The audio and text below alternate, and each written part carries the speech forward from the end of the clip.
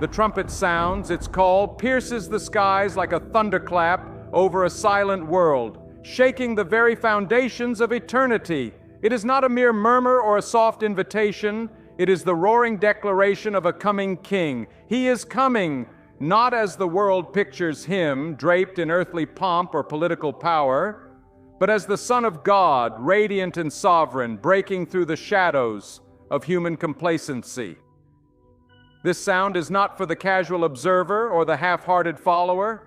It is for the bride, the church, called to be pure, fervent, and awake. Not a bride that trades the eternal for the temporary, not one adorned with the trappings of convenience, but a bride blazing with holiness, a holy fire that consumes all that defiles. This call transcends time and space. It echoes from the throne of heaven to the dusty corners of the earth. It demands a response deeper than words, more profound than emotion. The trumpet summons a holy reckoning, a moment when eternity collides with now, when every heart must decide. There is no middle ground. Either the church stands ready, shining like a city on a hill, or it remains shrouded in darkness, unprepared for the brilliance of his appearing. The world waits, unknowingly holding its breath. Nations tremble on the edge of transformation, but the real drama unfolds within the soul of the believer.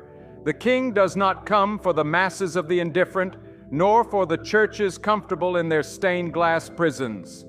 He comes for those who have embraced the cross, who carry their own brokenness with a fierce, unyielding hope.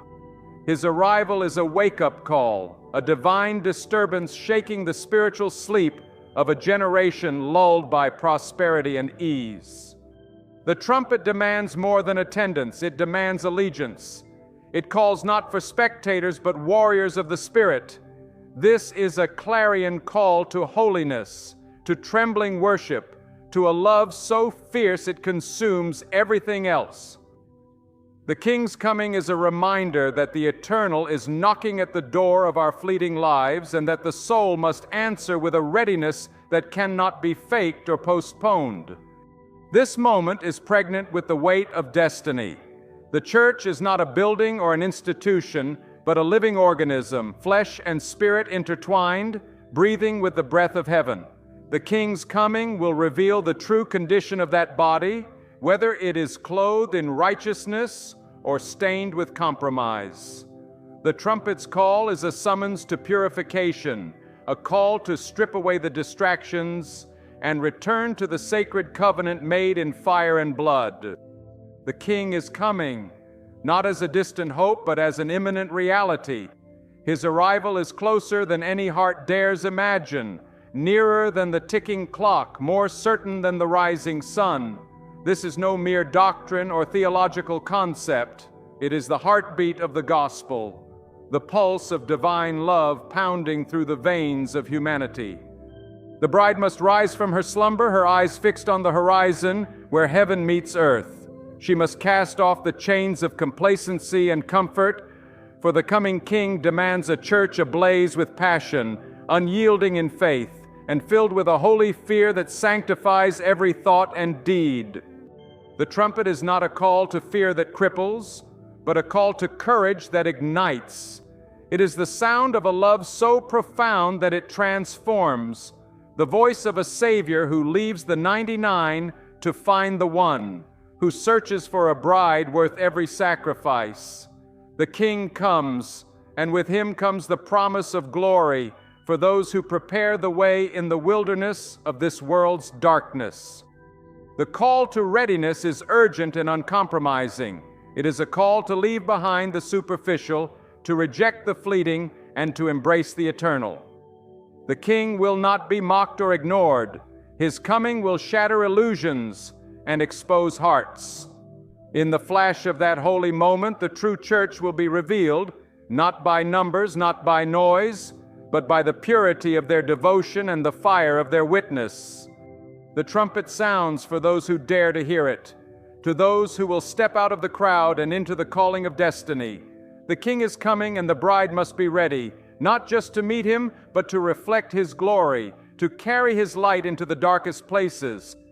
No matter the storm that rages in the world, no matter the shifting sands of culture and time, the trumpet's call stands firm, a beacon of hope and warning, a summons to holiness, and an invitation to eternal joy. Prepare the way, the King is coming, and with his coming, everything changes.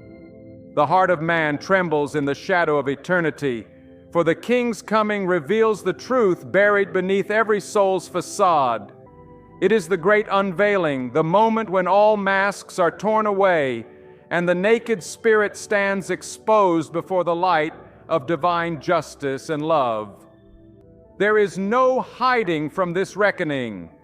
The King's eyes pierce through the layers of pretense and self-deception, searching for a heart that is willing to be broken, to be humbled, to be remade in his image. This moment is not a distant prophecy. It is the urgent call of now, the thunderclap in the silence that shakes the very core of existence. The world rushes forward, drunk on its own illusions, but the church is called to stop, to listen, and to prepare. Not with fleeting enthusiasm or shallow promises, but with a steadfastness born from knowing that this life is a corridor leading to a throne room, a fleeting shadow before an eternal dawn.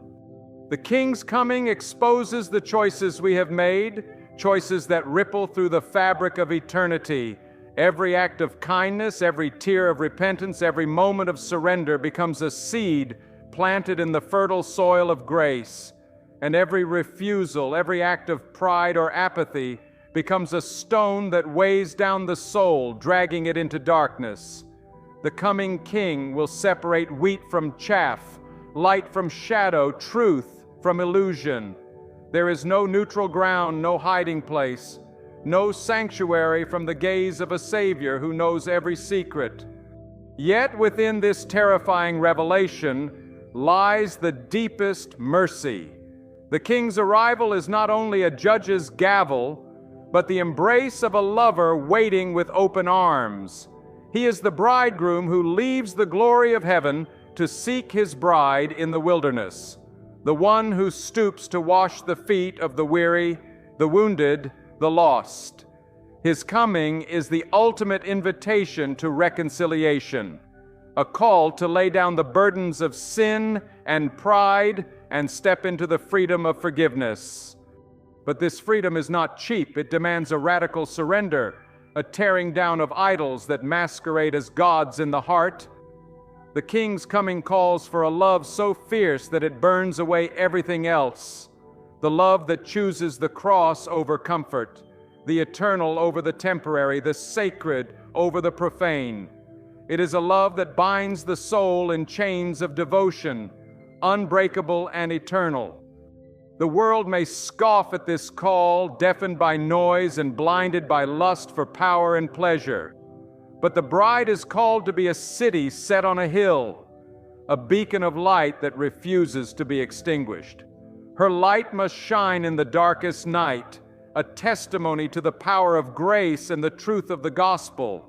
For the King's coming is not only a moment of judgment, but a dawn of restoration, a new creation where every tear is wiped away and every heart is made whole. To prepare for this, the church must be vigilant, not in the way of paranoia or fear, but with a holy reverence and a burning desire to be found worthy. This is the call to holiness, not as a burden, but as the natural fruit of a life touched by grace. The King desires a bride without spot or wrinkle, not one perfected by human effort, but purified by the fire of his presence. The coming King demands more than routine faith. He calls for a faith that moves mountains, a faith that walks through fire without being burned, a faith that loves when it is costly and serves when it is inconvenient. This faith is the heartbeat of the church, the pulse that keeps her alive in a dying world. The moment of his coming will not be a secret to the prepared heart. There is a sacred anticipation that burns quietly but fiercely within those who watch and wait. This is the still small voice whispering in the chaos, the steady flame refusing to be snuffed out by the storms of life. It is the hope that anchors the soul, the certainty that no matter the darkness, the King is coming to reclaim his own. In this waiting, there is a sacred urgency. The bride must not be distracted by the fleeting distractions of the world. She must not be weighed down by the cares of this life or the deceitfulness of riches. Instead, she must lift her eyes above the storm, fix her gaze on the eternal horizon, where the King rides forth in glory. The trumpet will sound again, louder, clearer, more piercing than ever before. It will be the final call, the moment when time ends and eternity begins. When that trumpet sounds, there will be no second chances, no delays, no bargaining. The bride must be ready, steadfast, pure, burning with the fire of divine love. The King is coming to claim his bride, to unite heaven and earth, to bring to completion the story written before the foundation of the world. It is a story of redemption, of grace poured out like a river, of a love so vast it breaks every chain and heals every wound. Prepare your heart, stand firm in the faith, let the fire of his coming consume every shadow, every doubt, every fear. The King is coming, not just to judge, but to save, not just to end, but to begin. And when he comes, the world will never be the same. The soil of the human heart is restless, yearning for a truth that words alone cannot capture. It aches beneath the weight of 1,000 doubts, 1,000 failures, 1,000 silent cries. Yet within this brokenness lies a seed, a promise buried deep beneath the rubble of despair, that will one day break through the hardest earth and burst into light. It is the seed of hope planted by the hand of the King himself, watered by grace and nurtured by the Spirit's breath. This hope is the thread that weaves through the tapestry of time, connecting the past's promises to the future's certainty. In every age, this hope has been a flame flickering against the cold winds of despair. It has kindled courage in the face of darkness, whispering of a dawn beyond the night. It is a hope that does not disappoint, rooted not in human ambition or fleeting dreams, but in the unchanging character of God. The hope of the coming King is an anchor that holds the soul steady amid the storms of life, a fortress built not of stone, but of eternal love. But hope is not passive, it is fierce and unrelenting. It breaks through walls of doubt, it shatters chains of despair, it marches forward even when the path is shadowed and uncertain. It is the quiet roar of the heart that refuses to give in, that believes when all else falters, that trusts when all else trembles. This hope is the heartbeat of the faithful, the lifeblood of the church, the force that drives the bride onward to her destiny. The King's coming is the fulfillment of every whispered prayer and every longing sigh. It is the crescendo of the cosmic symphony, the climax of a story written in the stars and sealed with the blood of the Lamb. This coming is not merely a historical event or a theological concept. It is the very hope that fuels the soul's journey, the light that guides through the darkest valleys, the promise that whispers, "I am with you always." Yet this hope demands a response. It calls for hearts that will beat in time with its rhythm, souls that will rise to meet its challenge, lives that will be shaped by its power. To embrace this hope is to embrace a life of surrender, a journey marked by faithfulness and courage. It is to live as pilgrims and strangers in a world that is passing away, holding fast to the unseen and eternal. Hope is the lens through which we see the present struggle, not as an end, but as a means, not as defeat, but as preparation. The trials and suffering of this life are the refining fire, the crucible in which hope is forged into a weapon and a shield. Through pain and loss, through heartache and betrayal, hope whispers, "Hold on, for the dawn is near." This hope transforms the ordinary into the extraordinary. It turns the mundane tasks of daily life into acts of worship, the small sacrifices into offerings of love, the moments of waiting into opportunities for growth. It breathes meaning into the invisible threads that connect us to the divine, revealing that every step, every breath, every heartbeat is part of a grander story.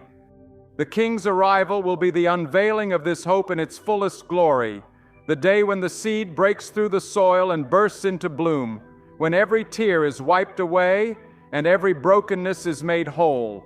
It will be the day when hope is no longer a distant dream but a radiant reality, when the shadows flee before the dawn and the kingdom of God fills the earth like a flood.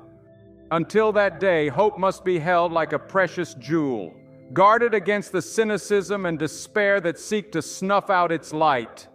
The enemy will come to steal, kill, and destroy this hope. But it is a hope that cannot be extinguished. It is the gift of the Spirit, the seal of the promise, the breath of eternal life within us. The bride of Christ must cultivate this hope with prayer and worship, with study and fellowship, with acts of mercy and justice. She must feed it with the words of Scripture, nourish it with the Spirit's power, and protect it with the armor of faith.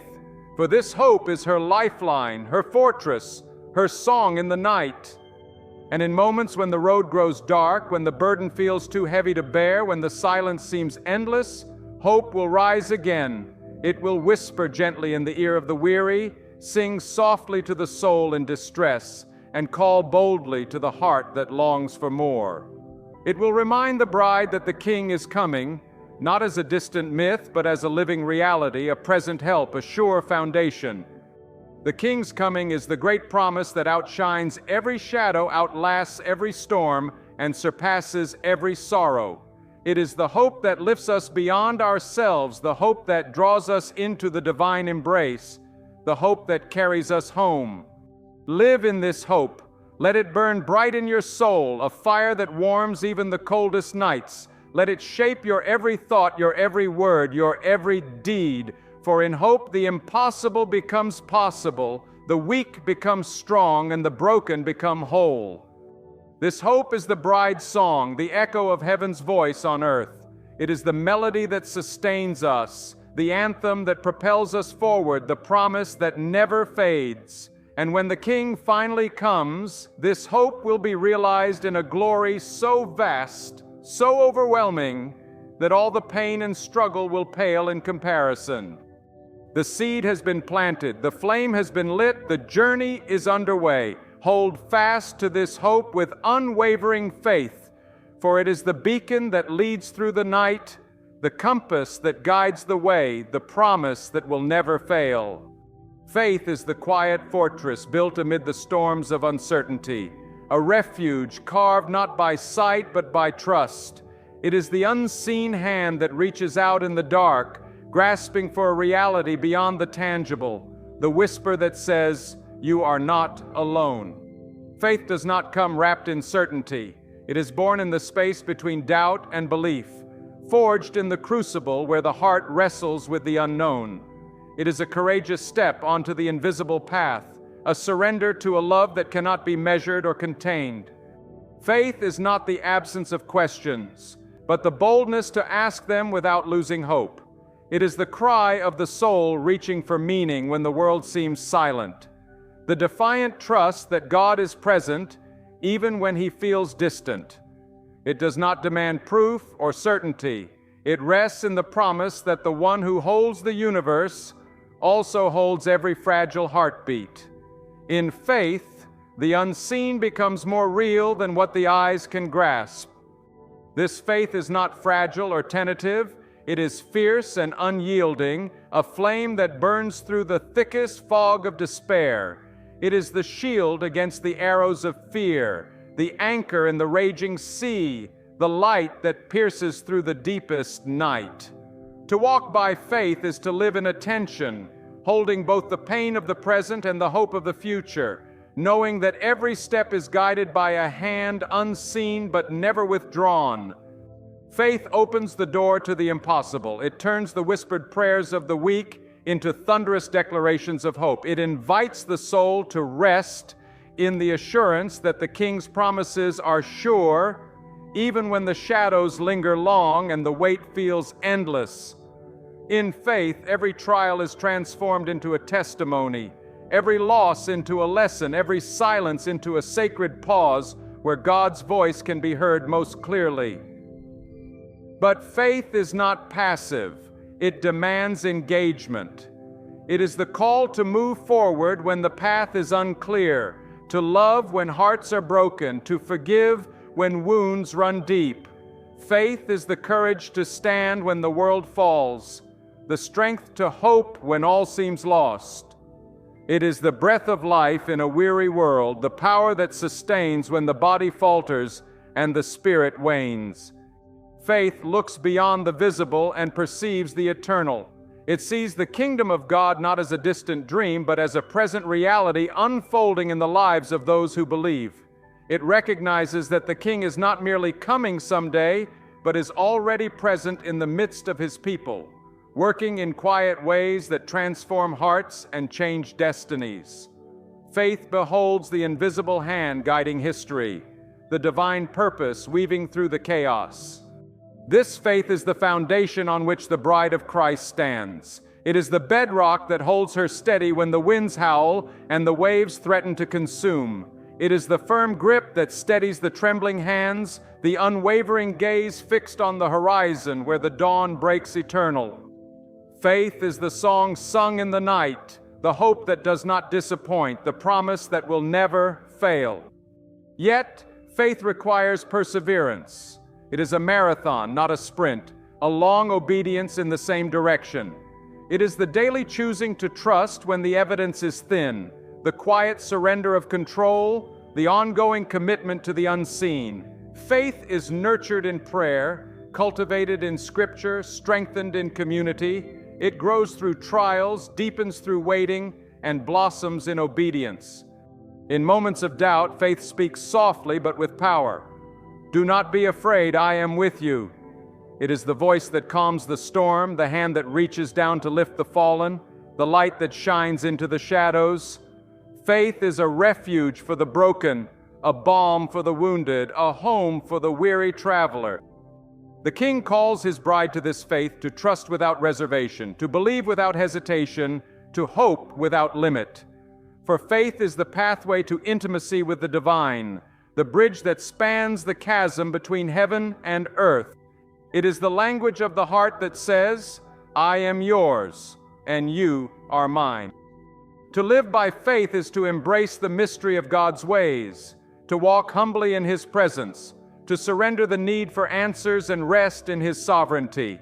It is to recognize that even when the night is long and the road is steep, the journey is not in vain. Every step taken in faith is a victory.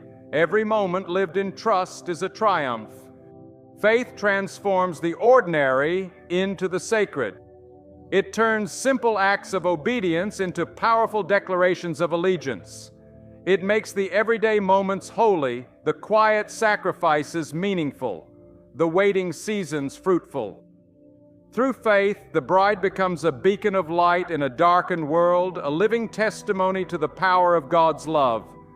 The King's coming is the promise that this faith will one day be rewarded with sight, that the invisible will be revealed and the unseen made clear. Until then, faith is the anchor that holds, the hope that sustains, the love that endures. It is the flame that will never be extinguished, the song that will never fade. Hold fast to this faith. Let it be your fortress in times of trial, your compass in times of uncertainty, your joy in times of sorrow. Walk boldly in its power, speak confidently in its assurance, live fully in its truth. For faith is the gift of the King, the pathway to the throne, the heartbeat of the bride. And when the King comes, faith will be fulfilled in glory, hope will be realized in splendor, and love will reign forever. Until that day, let faith be your song, your strength, your story. Hope is the quiet rebellion of the soul, refusing to surrender to despair. It is the pulse beneath every heartbeat that insists life is more than the pain of the present, that tomorrow holds a promise no darkness can extinguish. Hope is the slender thread woven through the fabric of suffering, delicate yet unbreakable, tying the broken pieces of the heart together with the golden light of possibility. It is not a naive optimism that denies reality, but a profound confidence that the story is not over. Hope stands firm in the shadow of death, unshaken by the cruelty of the world, unbowed by the weight of grief.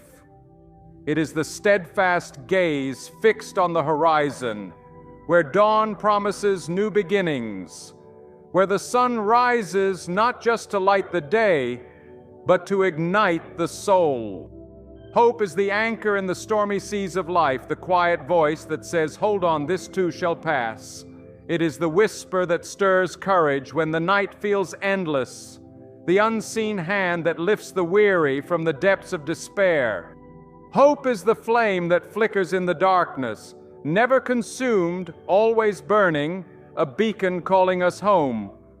This hope is born from a greater love, a divine assurance that no matter how broken the world may seem, God's purpose is unfolding. It is the sacred trust that every tear is seen, every sorrow counted, and every heartache held close in the embrace of mercy. Hope does not erase pain, it carries it with grace, transforming it into a testimony of endurance and faith. Hope compels the soul to press forward, to seek the unseen, to dream beyond the limits of circumstance. It is the restless longing for a kingdom where justice flows like a river, where peace is not a fleeting moment, but an eternal reality. Hope is the pilgrim's song on the journey, the prayer whispered in the silence, the promise held fast when all else falters. In hope, the impossible becomes possible. Mountains are moved, chains are broken, and walls come down. Hope fuels the acts of kindness that ripple through generations, the sacrifices made in love's name, the quiet victories won in hidden places. It is the courage to plant seeds in barren soil, knowing that one day they will bloom in colors unseen. Hope is the life force of the bride who waits with patient longing. It is the steady flame that refuses to be quenched by disappointment or delay. It holds the heart in expectation, not resignation, and fills the soul with a peace that surpasses understanding. Hope is the silent song that rises from the ashes of despair, a melody of resurrection and renewal. This hope is not confined to the future alone. It lives in the present, shaping the way we see and live. It colors the darkest moments with the light of promise, turning mourning into dancing, sorrow into joy. Hope empowers us to love fiercely, to forgive deeply, to serve humbly, knowing that every act of faithfulness echoes into eternity. Hope is a revolution against the cynicism of the world, a declaration that love will triumph, that light will overcome darkness, that the King's reign is sure. It is the anchor of the soul, firm and secure, that keeps us grounded when the winds howl and the waves crash. In hope, we find strength beyond ourselves, courage beyond our fears, joy beyond our circumstances. To live in hope is to live with eyes lifted toward the heavens, hearts open to grace, and hands ready to serve. It is to believe in the unseen victory, to trust in the coming glory, to rest in the certainty of God's unfailing promises. Hope transforms waiting into worship, longing into faith, and despair into joy. The bride carries this hope as a crown, a mantle, a gift to the world. It is the light that shines in the darkness, the beacon that guides the lost, the song that awakens the weary. Hope is the legacy passed from generation to generation, the thread that connects the past to the future, the bridge that spans eternity. When the King returns, hope will burst forth like the dawn, every promise fulfilled, every tear wiped away, every soul restored. Until that day, hope is the song we sing, the fire we kindle, the story we live. It is the heart's declaration that no matter the night, the morning will come. Hold tightly to this hope. Let it sustain you in trial, inspire you in waiting, and ignite you in every moment. Hope is the gift of the King, the beacon of the bride, the assurance of the promise that will never fade. Faith is the invisible hand that reaches into the unseen and pulls forth reality from the depths of possibility. It is the unshakable conviction that beyond what eyes can see, there is a truth that sustains all things, a power that moves mountains and breathes life into dry bones. Faith is not a mere hope, not a fragile wish. It is the force that propels the soul into the unknown with confidence, knowing that the God who called it forth is faithful to His word. Faith is the breath of the Spirit, the quiet roar that defies the noise of doubt and despair. It is the steady step taken when the path is dark, the hand held out when the ground feels uncertain. Faith is the relentless heartbeat of the bride who walks through storms, not because she is fearless, but because she trusts the one who holds the storm itself. In faith, we find a refuge beyond circumstance, a fortress that no enemy can breach. It is the calm in the chaos, the anchor in the flood, the light that pierces the thickest night. Faith holds the soul steady when every promise seems distant, when every dream feels fragile, when every hope is tested by fire. Faith is the courage to believe in what cannot yet be touched, the strength to wait when answers do not come, the perseverance to keep moving when the way is unclear.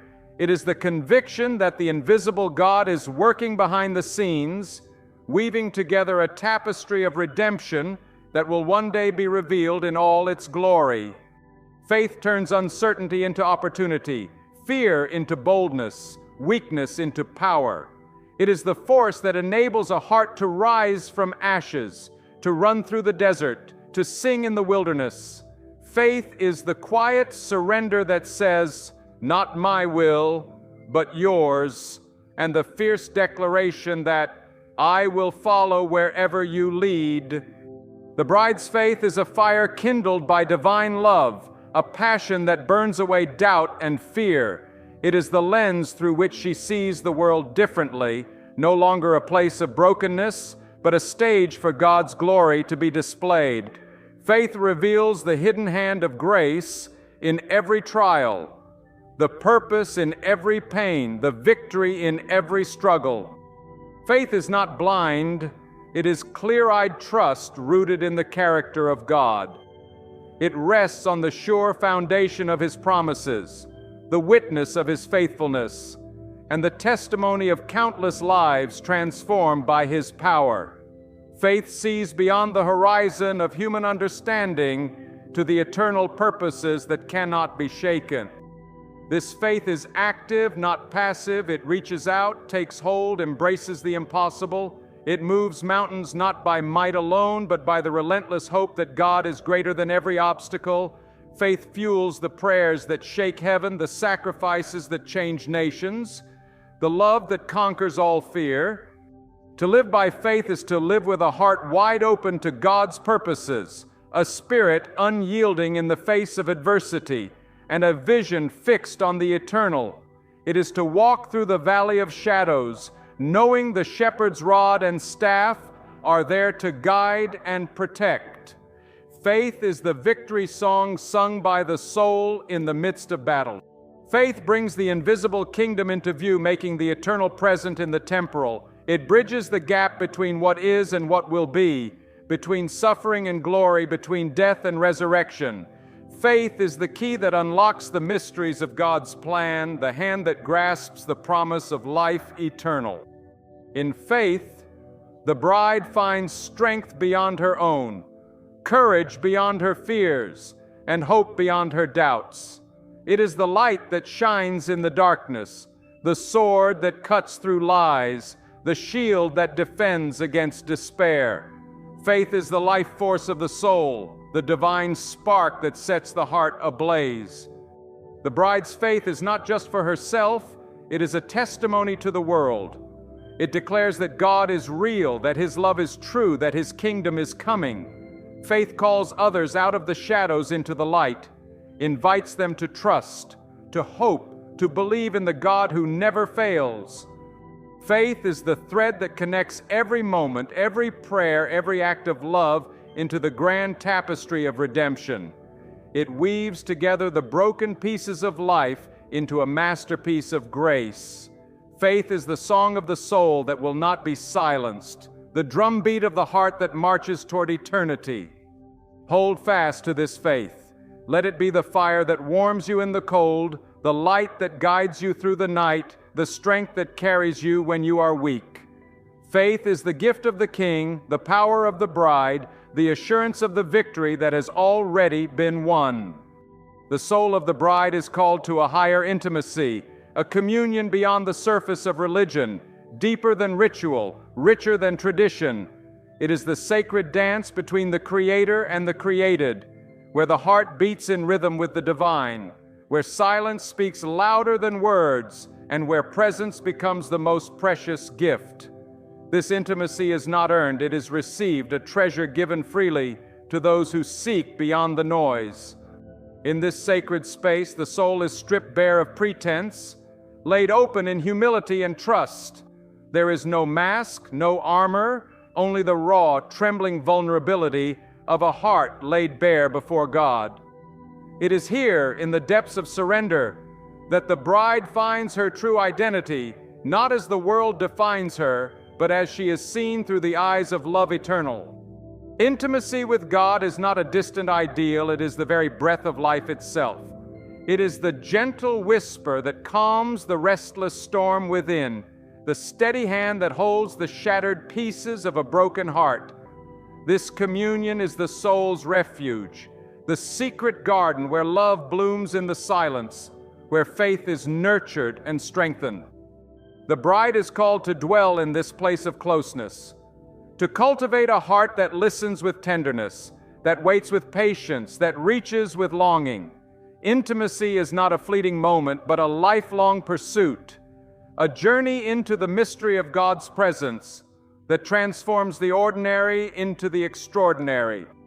This closeness is the wellspring of strength for the soul.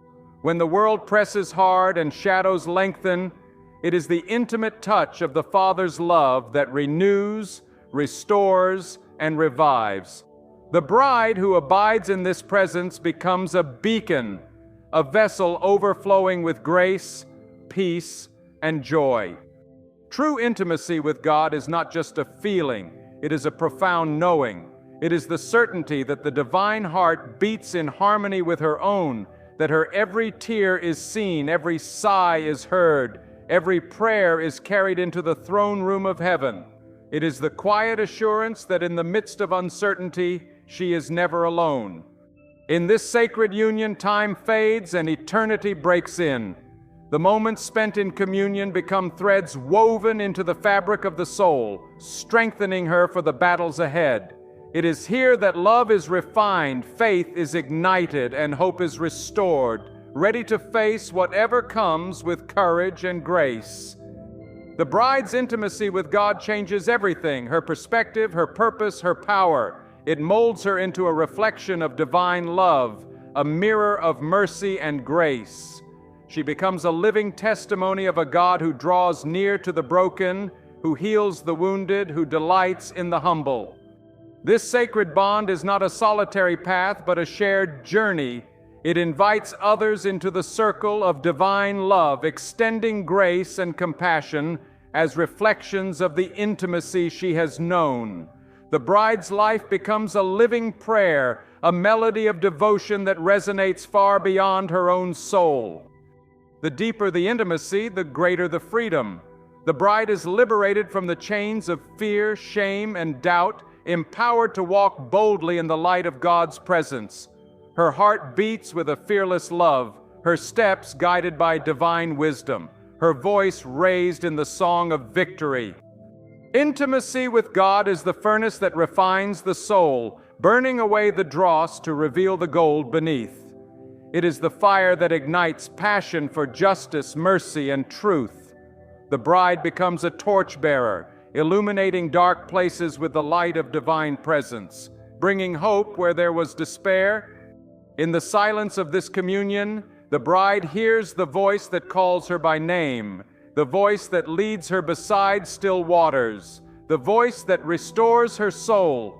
It is a voice both tender and powerful, gentle yet commanding, the voice of love that never lets go.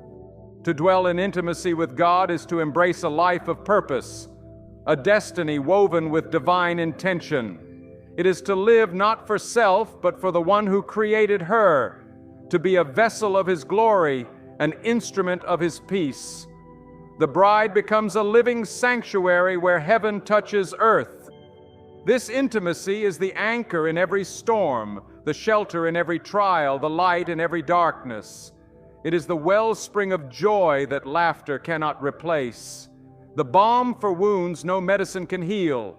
The bride's heart, steeped in divine love, becomes an unshakable fortress of hope. In the depths of intimacy, the bride discovers the truth of her worth, not measured by the world's standards, but by the unchanging love of God. She is cherished beyond measure, chosen before the foundation of the world, adorned with grace that cannot be earned or lost. The sacred dance of intimacy calls her to daily surrender, a continual falling into the arms of the one who is her refuge and strength. It is the rhythm of grace that carries her through every moment, the melody of love that sustains her soul when all else fails. This divine closeness is a well of living water that never runs dry, a feast that nourishes the deepest hunger of the heart. It is the sacred place where the bride finds herself renewed, restored, and made whole, empowered to walk the path of love and sacrifice. The call to intimacy is a call to courage, the courage to be known fully and loved completely. It is the willingness to stand naked before the one who sees all and loves all the same. The bride steps into this vulnerability and finds strength beyond measure. In this sacred space, the bride is transformed. She sheds the old self, clothed now in garments of light, adorned with the fragrance of holiness. Intimacy shapes her character, molds her desires, and aligns her will with the eternal heart of God. There is no greater joy, no deeper peace, no truer freedom than this, being known, loved, and held by the Creator of all. The bride's soul sings with the song of heaven, a melody of grace that echoes through eternity. Let the soul drink deeply from this well. Let it rest in this presence, find strength in this closeness, and rise on the wings of divine love. For in intimacy with God, the bride finds her true home, her eternal hope, her everlasting joy. There is a profound power in surrender, an act that seems simple yet transforms everything. To surrender is to lay down the sword of control, the shield of self-reliance, and the armor of pride, standing vulnerable before the vastness of grace. It is the moment when the soul ceases to fight its own battles and embraces the strength that flows from the divine. Surrender is not defeat, it is the highest form of victory, the gateway through which power enters in its purest form. The world teaches us to grasp tightly, to hold fast to what we think defines us, our plans, our achievements, our very selves. But in the sacred act of surrender, the soul learns to unclench, to loosen its grip on what is fleeting and fragile, and to open wide its hands to receive what is eternal. This opening creates a sacred space where God's power can flow unhindered, where His purposes take root and bear fruit beyond human imagination. Surrender demands a courage that defies logic. It means trusting when the way is dark, stepping forward when fear presses heavy, and releasing control when uncertainty beckons. It is the brave dance of faith that says, "Not my will, but yours."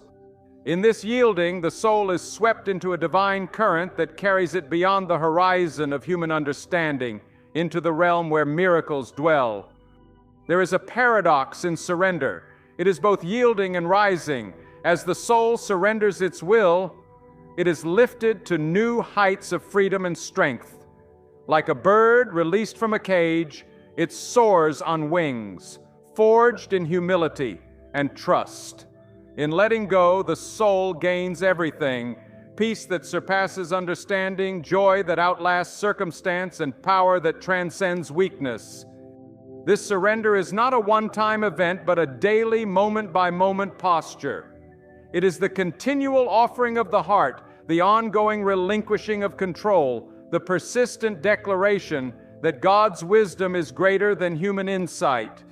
It is a lifelong walk into deeper trust, a journey through storms and stillness alike, always anchored in the certainty of divine love. In surrender, the soul finds its true identity, not in what it can do, but in who it belongs to. The facade of self-sufficiency crumbles, revealing the radiant truth of a beloved child embraced by the Creator. Here lies the secret of power, rooted not in force or will, but in the gentle strength of surrender to a love that never fails. The act of surrender reshapes every part of life. It changes how the soul faces hardship, transforms pain into purpose, and turns trials into testimonies. The surrendered soul does not resist suffering, but walks through it with grace, knowing that in every broken place, God's healing hand is at work. Surrender opens the door for redemption, to weave its story through the tapestry of pain. When the soul surrenders, it invites transformation. Old fears are burned away in the refining fire of trust. Old doubts dissolve in the light of faith. Surrender cleanses the heart, preparing it to receive the fullness of God's promises.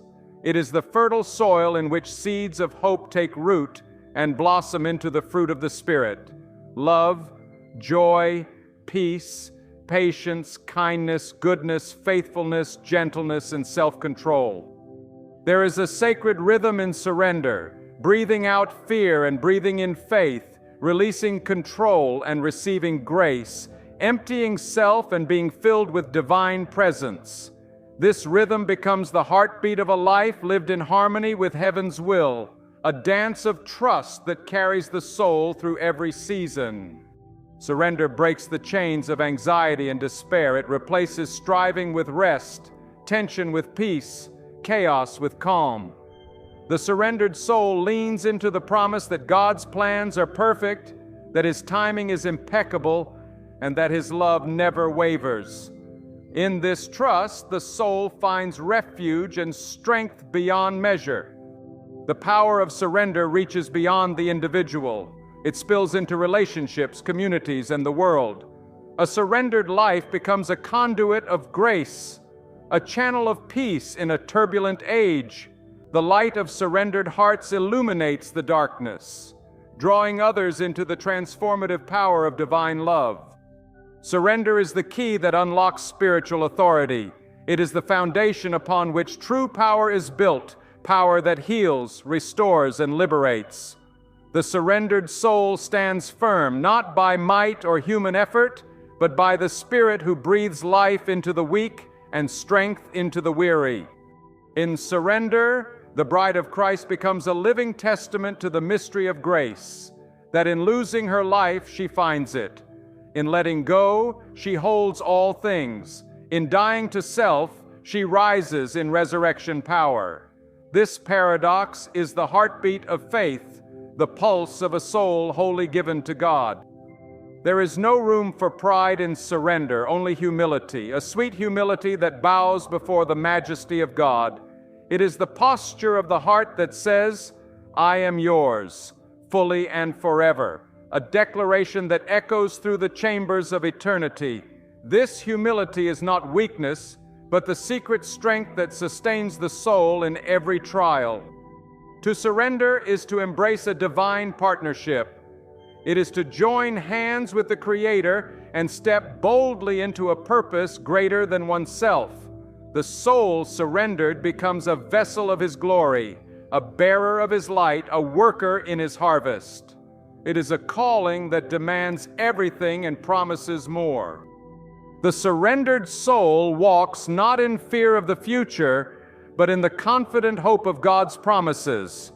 It is a hope anchored in the unchanging character of the one who holds time in His hands and who works all things together for good. This hope fuels perseverance, ignites passion, and empowers a life of unstoppable faith. Surrender is the altar upon which the bride lays her life. It is the gift she offers in response to a love so great it cannot be measured.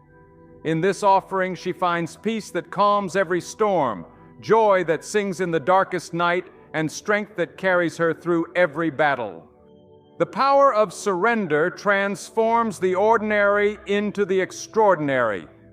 It turns mundane moments into sacred encounters, daily struggles into victories, and fragile hearts into unbreakable fortresses. The surrendered soul shines with a light that cannot be dimmed, a light born of divine surrender. Let the soul step into this sacred act, casting aside every weight that hinders and every chain that binds.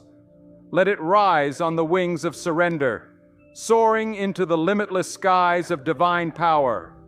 For in surrender, the bride finds her true strength, her deepest peace, and her eternal home. In the quiet spaces where surrender takes root, the soul begins to hear a voice, soft yet unyielding, calling it deeper into intimacy with the divine. This voice is not thunderous or commanding. It is the whisper of love that beckons the heart to rest, to trust, to abide. It speaks to the deepest longings within, revealing the heart's true home, not in the clamor of success or the mirage of control, but in the stillness of God's presence. Here the soul learns the sacred art of waiting, not as passive resignation, but as active expectancy. Waiting becomes a posture of hope, a spiritual discipline woven from the threads of patience and faith. It is in this waiting that the soul is shaped, molded, and refined like gold purified by fire.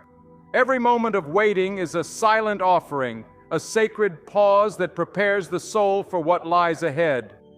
The soul discovers that waiting is not empty. It is full of promise, full of possibility, full of God's unseen hand at work. Waiting becomes a holy sanctuary, a refuge where the soul gathers strength, renews vision, and cultivates a steadfast heart. It is in this sacred pause that the soul learns to see beyond the present struggle and to fix its gaze on the eternal horizon. There is a mystery in waiting that defies human understanding. It teaches that God's timing is perfect and that what seems like delay is often divine preparation. The soul, in its waiting, is not idle but alive, actively growing in grace, learning trust and deepening in love. The waiting becomes a journey of transformation, a pilgrimage toward a destiny shaped by divine wisdom. Waiting challenges the restless spirit that demands instant answers and immediate relief. It calls the soul to relinquish urgency and to embrace the rhythm of divine timing. This rhythm is not dictated by human clocks, but by the heartbeat of heaven, steady and sure. In this rhythm, the soul finds peace, a peace that calms the storms of doubt and fear. The soul in waiting is invited to worship, not just in moments of joy, but in seasons of silence and uncertainty. Worship becomes a lifeline, a declaration that God is worthy regardless of circumstance. It is a voice that rises above the noise of waiting, a song that sustains the soul through every trial. Worship anchors the heart in truth, reminding it that God's love never fails. Waiting is also a test of faith, a refining fire that purges impatience and fosters perseverance. The soul learns to trust when the path is unclear, to believe when the eyes see only shadows. Each moment of waiting is a step of faith, a declaration that God's promises are sure even when they seem distant. This waiting is not solitary, it is a shared journey. The soul finds fellowship in the communion of saints, in the stories of those who have waited and been faithful. These stories become beacons, illuminating the path and encouraging the soul to endure. There is strength in knowing that waiting is part of the shared human and divine experience. The discipline of waiting reveals the soul's true desires, exposing what lies beneath the surface. It strips away the superficial, unveiling a hunger for the eternal and a thirst for righteousness. In this unveiling, the soul is invited to deepen its longing, not for temporary relief, but for everlasting joy. Waiting is an act of surrender, a relinquishing of control that opens the soul to divine intervention. It is the moment when human effort gives way to divine empowerment, when striving is replaced by resting in God's sovereign will. The surrendered soul waits not in despair but in confident hope, knowing that God is weaving a tapestry far beyond its own design. There is a sanctity in the season of waiting, a sacred space where the soul is invited to grow in holiness and grace. It is a time of pruning where unnecessary branches are cut away, allowing the fruit of the Spirit to flourish. This sanctifying work is often unseen, but its effects are eternal, shaping a character that reflects the heart of God. The soul learns to wait with joy, not just patience. It discovers that waiting can be a sacred celebration, a time to cultivate gratitude for God's presence in the here and now. This joy is a light that pierces the darkness of delay, a song that rises in the night, a dance of hope in the silence. Waiting deepens the soul's intimacy with God, drawing it into a rhythm of dependence and trust. In this intimacy, the soul finds its true strength, a strength born not of human will, but of divine grace. The bond between the soul and God is strengthened in waiting, forming a foundation unshakable by trials or time. The soul's waiting is not without purpose. It is a fertile ground where seeds of destiny are sown. Every moment spent waiting is an investment in the future, a future shaped by God's plan and purpose. The soul learns to trust that no moment is wasted, that every pause is part of a greater story. In waiting, the soul is called to vigilance, to watch, to pray, to remain alert to the movement of God's Spirit. This vigilance is not anxious, but hopeful, an active engagement with the divine presence that sustains and guides. The soul becomes a watchman, guarding its heart and mind against despair, ready to respond to God's timing. The waiting soul discovers that faith is both the anchor and the sail, holding it steady in the storms and propelling it forward in hope. Faith bridges the gap between the present and the promised, transforming waiting from a burden into a blessing. There is a profound peace that comes from waiting, a peace rooted in the assurance of God's sovereignty.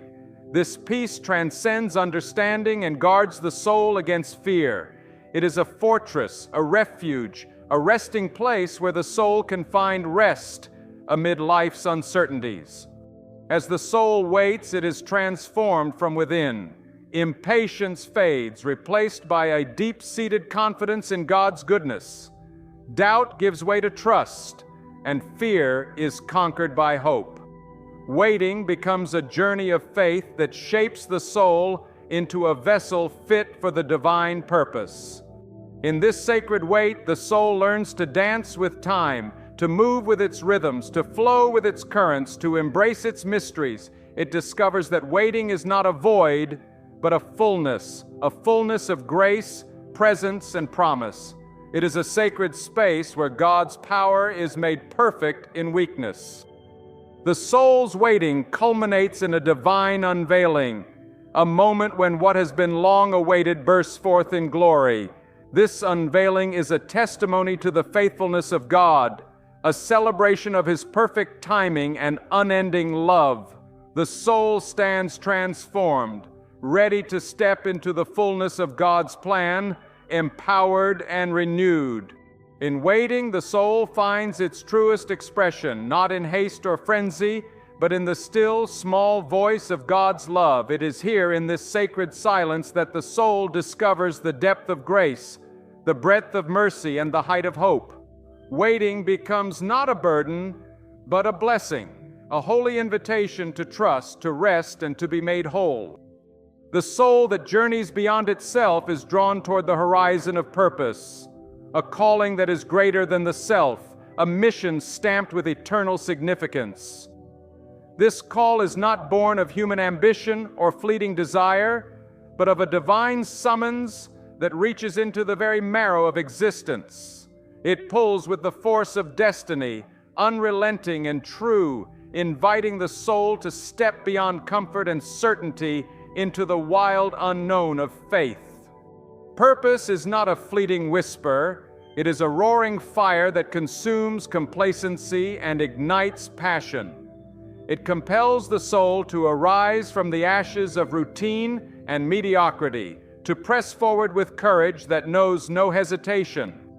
This fire burns away the trivial distractions of life, exposing the core of what it means to live fully and to live rightly. Purpose is a refining flame that reveals character and molds destiny. The soul recognizes that true purpose is never self-serving. It is always rooted in love, love that extends beyond the narrow boundaries of self-interest and reaches into the lives of others.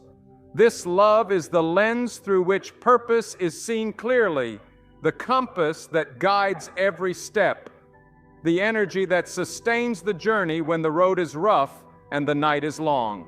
There is a sacred tension in purpose, a balancing act between the present and the eternal. The soul must live fully in the moment while keeping its eyes fixed on the greater reality beyond time. Purpose demands that the soul navigate this tension with wisdom, embracing the fleeting now without losing sight of the timeless forever. It is a dance between immediacy and eternity, a tension held in the grace of God. Purpose does not arrive fully formed, it unfolds gradually, like dawn breaking over a shadowed land. It is discovered in the quiet moments of reflection, in the crucible of trial, and in the intersections of divine providence and human decision. The soul learns to listen deeply to the stirrings within and to the subtle movements of the Spirit, gathering clues that lead toward the path ordained. The call of purpose often demands sacrifice, a laying down of old identities, comforts, and dreams. It requires a willingness to let go, to risk, to surrender what is familiar for what is faithful. The soul must be brave enough to walk through valleys of uncertainty, trusting that the road leads to a destiny crafted by the hand of God.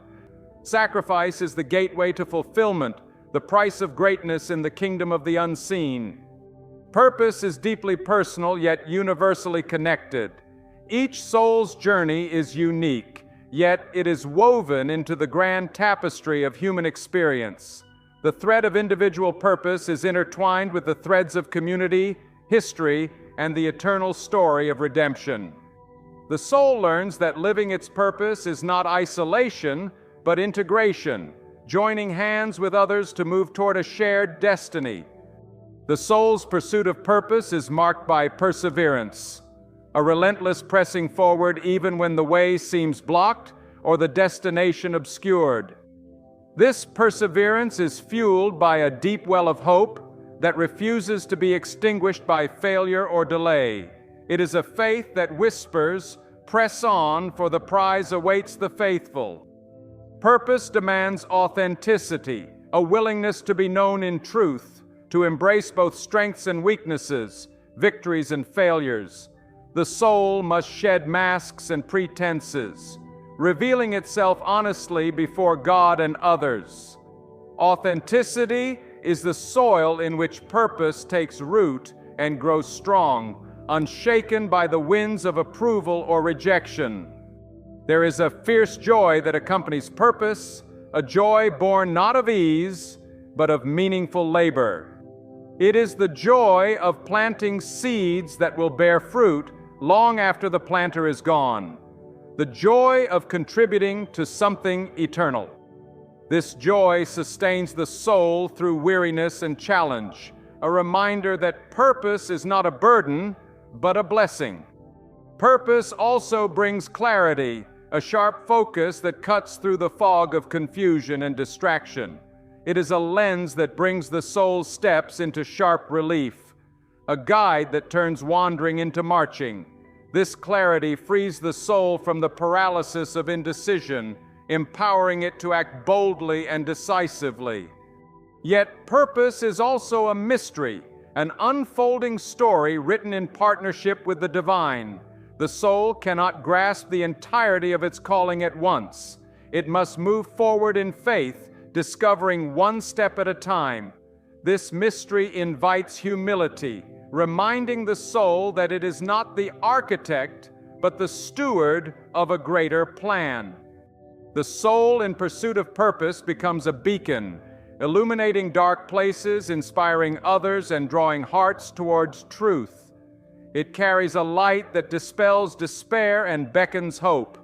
This light is fueled by a vision that sees beyond what is to what could be, a vision rooted in the heart of God. Purpose transforms the ordinary into the extraordinary. Every task, no matter how small or mundane, is invested with meaning because it serves a higher end. The soul learns that greatness is not measured by fame or fortune, but by faithfulness in the small things. This revelation frees the soul to find significance in daily living.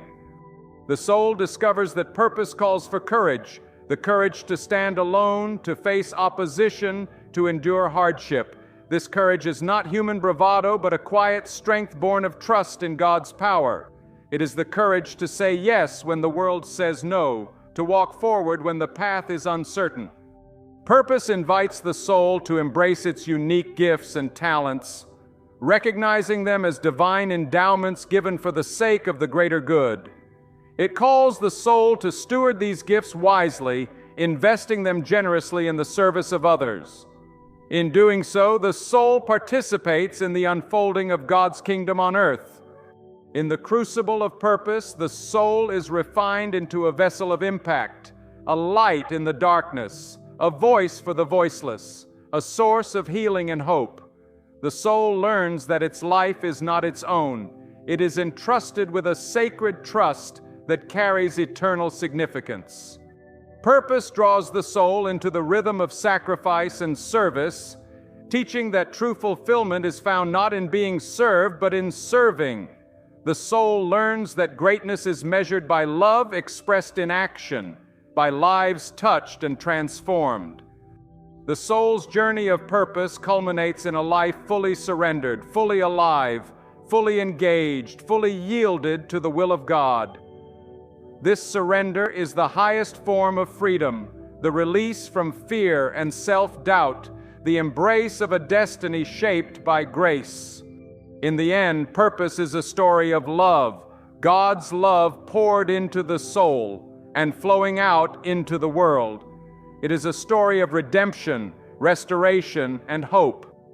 The soul's pursuit of purpose is the echo of the Creator's heartbeat, the dance of eternity playing out in time. The soul that embraces purpose finds itself part of something larger than life, a movement of grace and truth that transcends generations. It is a legacy not of wealth or fame, but of lives changed and hearts awakened to the eternal. Purpose is the soul's true north, the compass that guides through storms and calm alike. It is the anchor that holds when all else drifts, the flame that burns bright when shadows fall. To live with purpose is to live fully, to live bravely, to live deeply. And so the soul moves forward, undaunted, unshaken, unstoppable, carrying the fire of purpose into every corner of the world, illuminating darkness, igniting hope, and declaring that life in its fullest measure is a sacred calling given and sustained by the one who calls us beyond ourselves. In the vast theater of existence, where shadows often lengthen and doubts encroach like creeping fog, the soul must find the courage to stand firm. Not the courage born of fleeting human will, but the courage rooted deep in an unshakable foundation, one that refuses to buckle beneath the weight of uncertainty or fear. This courage is a fortress, built not on shifting sands, but on the rock of divine truth, steadfast against the fiercest storms. To live courageously is to walk into the wilderness of life with eyes wide open, fully aware of the dangers, yet undeterred. It is to embrace vulnerability as a strength, to know that the greatest acts of bravery often arise not from defiance, but from surrender. It is a courage that says yes to love in the face of rejection, yes to truth when lies abound, Yes to faith when doubt threatens to drown. Courage is not the absence of fear, but the mastery of it, the ability to hold one's ground when the heart trembles and the future is veiled. It is the quiet resolve that refuses to be silenced by the cacophony of voices urging retreat. It is the whisper deep within that says, "Press on. You were made for this." This whisper grows louder with every step forward, a steady drumbeat calling the soul onward. The soul must learn that courage is cultivated in the crucible of challenge, forged through trial and adversity. Like steel tempered in fire, courage emerges stronger and more resilient with each encounter with hardship. The soul grows not by avoiding the battle, but by facing it head-on, learning that victory is not always in the outcome, but in the refusal to yield. There is a sacred power in courage that transforms the ordinary into the extraordinary. The act of standing firm becomes a beacon, a signal fire that draws others from the darkness. The soul's courage becomes contagious, inspiring a generation to rise, to fight for justice, to love fiercely, and to hope relentlessly. It is the spark that ignites revolutions of the heart and soul. To be courageous is to live without apology, to refuse the masks that hide true identity, and to embrace authenticity with boldness. It is to speak truth even when silence is easier, to choose integrity over convenience, to act justly when injustice seems triumphant. Courage demands that the soul be seen fully and honestly, shining in all its imperfect glory. But courage is not reckless. It is tempered by wisdom and discernment. It knows when to advance and when to wait, when to speak and when to listen, when to act and when to rest. The soul that wields courage well is like a seasoned warrior, strategic, patient, and unwavering in purpose. This balance is the hallmark of true bravery. Courage is intimately tied to hope, a hope that looks beyond present struggles to a future radiant with promise. It is the hope that whispers of redemption in the midst of brokenness, the hope that insists on light even in the darkest night. This hope fuels courage, breathing life into weary hearts and keeping the flame alive when all else seems lost. The soul discovers that courage is an act of faith, a leap into the unknown, trusting in the invisible hand that guides every step. It is a declaration that the soul believes in a reality greater than what the eyes can see, a reality where love reigns supreme and every sacrifice bears fruit. Courage is faith in motion. In moments of fear and hesitation, the soul is called to remember the victories of the past, the times when courage carried it through valleys of shadow into fields of light. These memories are lifelines, anchoring the soul's resolve and renewing its strength. They testify that courage has been its companion before and will not abandon it now. Courage also demands forgiveness of others and of self. It is the strength to release bitterness, to let go of past wounds, and to move forward unburdened. The soul that forgives walks more freely, carrying the lightness of grace rather than the chains of resentment. Forgiveness is the courage to love again, to hope again, to believe again. This courage finds expression in everyday acts, small choices made in faith, quiet moments of standing up for what is right, tender acts of compassion offered when indifference is easier. Each act is a brick in the fortress of bravery, a testament that courage lives not only in grand gestures, but in daily obedience to the call. The soul that lives courageously becomes a lighthouse, steadfast in the storm, offering refuge to the lost and weary. It stands as a monument to what is possible when fear is met with faith, when doubt is answered with trust.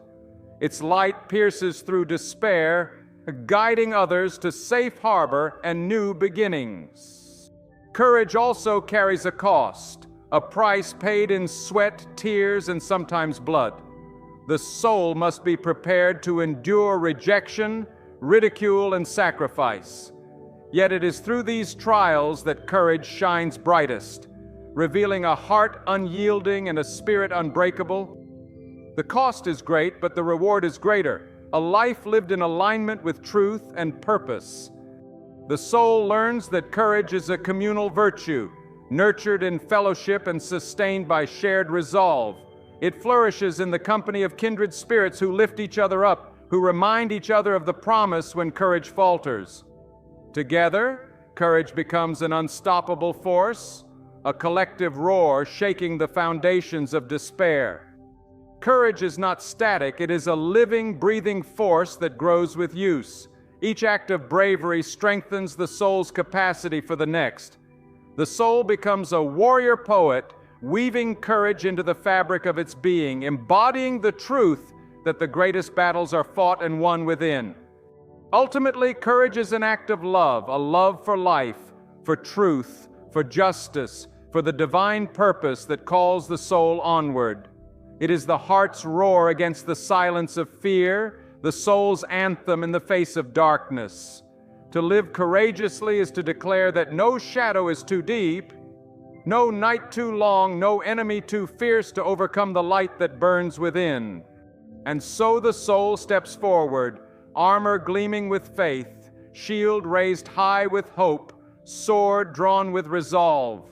It advances not as a conqueror of others, but as a conqueror of fear, a bearer of light, a herald of redemption. In its courage, the world glimpses the unyielding power of a life surrendered to the highest calling. The soul that embraces courage embraces life itself, wild, unpredictable, and beautiful. It chooses to live not as a passive observer, but as an active participant in the divine story unfolding. This courage transforms fear into freedom, paralysis into movement, doubt into unshakable trust.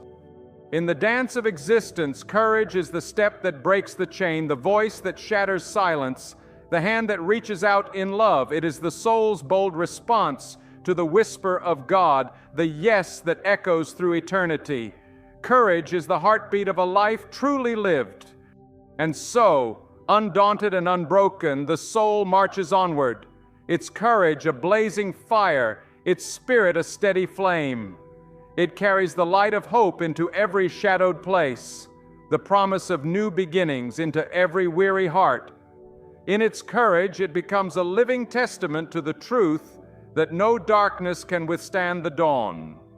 The heart knows its own seasons, its own cycles of drought and rain, of silence and song. In the depths of solitude, the soul encounters its rawest self, the fragile, yearning, imperfect self that aches for meaning beyond the noise. Here, in this sacred emptiness, the soul wrestles with the questions that haunt the quiet hours, the doubts that seep in like shadows, the longings that refuse to be stilled. This solitude is not abandonment. It is a holy retreat, a space carved out by grace where the soul is invited to listen, not just to the clamor of the world, but to the whisper of the divine. It is in this stillness that the soul begins to understand that true connection is not found in the multitude, but in the depth, not in the quantity of voices, but in the quality of presence. The soul learns that solitude is a furnace of transformation, where the impurities of pride, fear, and false identity are burned away, revealing the pure gold of true selfhood. It is here that the soul discovers its sacred roots, anchored in a love that does not waver, a purpose that does not fade. The soul begins to see itself not as an isolated island, but as a vital part of a greater whole. Loneliness may visit, but it does not define. The soul, in its solitude, finds a companion in the divine presence, a presence that is both fierce and gentle, vast and intimate. This presence does not fill the silence with noise, but honors it, invites the soul to rest within it, to hear the heartbeat of eternity beneath the stillness. The journey into solitude is not easy. The soul confronts the raw edges of pain, the ache of loss, the sting of rejection, yet it is in facing these wounds without distraction or denial that healing begins. The soul is reminded that vulnerability is the doorway to strength, that embracing brokenness is the first step toward wholeness. In solitude, the soul learns the art of listening, listening to the whispers of the heart, the voice of conscience, the subtle nudges of purpose. It learns that God often speaks not in thunder, but in the quiet breath, not in spectacle, but in the gentle unfolding of truth. To listen is to be present, fully awake to the moment and the mystery within it. The soul in solitude discovers a paradox that by withdrawing from the world, it becomes more deeply connected. This connection is not a fleeting thrill, but a steady thread woven through the fabric of existence. It is the thread of belonging, woven by love and sustained by faith, linking the soul to the divine and to all of creation. Solitude strips away the distractions that clutter the mind and numb the spirit. It reveals the contours of the soul's true desire, to live authentically, to love deeply, to serve selflessly. It reminds the soul that it was created not for comfort alone, but for courage, not for ease, but for purpose, not for isolation, but for communion. The soul learns to embrace silence as a sacred language, a prayer without words, a dialogue beyond speech. In this silence, the soul's walls come down, defenses fade, and the true self emerges, raw, radiant, vulnerable. The soul realizes that silence is not emptiness, but fullness, not absence, but presence, not void, but promise. Solitude becomes a sanctuary where the soul can rest from the relentless pace of the world, where it can breathe deeply the air of grace and renew its strength. It is the soul's secret garden, tended by patience and nurtured by hope, where life takes root and blossoms anew. In solitude, the soul confronts the question of identity. Who am I beneath the roles, the expectations, the masks? The answer unfolds not in a burst of clarity, but in a gentle unveiling, a slow revelation of the soul's true nature. Beloved, chosen, forgiven. This knowledge is a balm, healing the wounds of rejection and fear. The soul in solitude is invited to reckon with its fears. Fear of failure, fear of insignificance, fear of rejection. It learns that these fears, while real, do not have the final word. The soul discovers a deeper courage, a resilience born of knowing it is held, even in its weakest moments, by a love that never lets go. Solitude is also the soil of creativity, where the soul's dreams are planted and nurtured. Freed from noise and haste, the soul can hear the stirrings of imagination and hope. Ideas take shape, visions form, and the soul begins to glimpse the path ahead, one carved by faith, fueled by passion, sustained by grace. The soul learns that solitude does not mean separation from others, but prepares it for true fellowship.